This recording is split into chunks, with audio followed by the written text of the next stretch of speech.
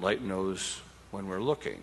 This idea that actually light has a different behavior when we're looking at it. We've used light so long to illuminate other things that the thingness of light, something that seems very simple, is something we haven't really paid attention to. So that light itself is a revelation was something I enjoyed.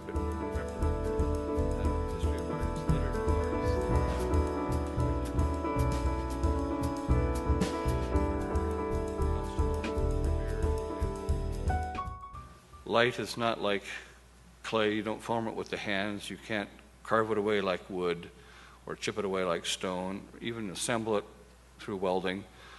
It's almost like making the instrument first. As you see here, this is quite an instrument, and then I determined to play it, to have it perform or do something. At the crater, I do that with the known motions of all the planets and sun and moon.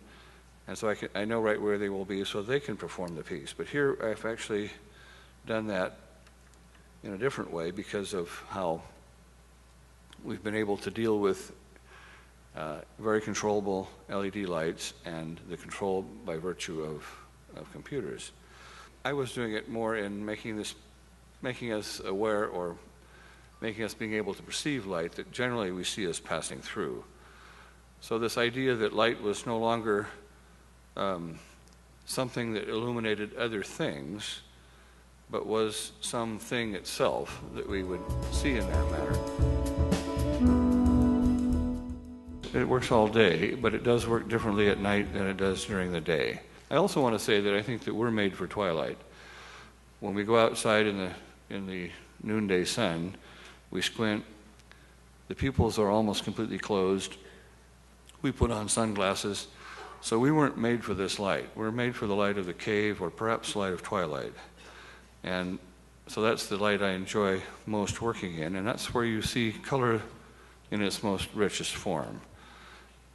Because what happens is when you reduce light, the pupil opens, and when the pupil opens, feeling comes out of the eye as touch.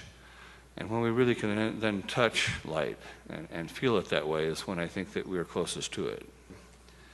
Also, this idea of something that's very much seeing light as we know it, but not as we see it very often with the eyes open.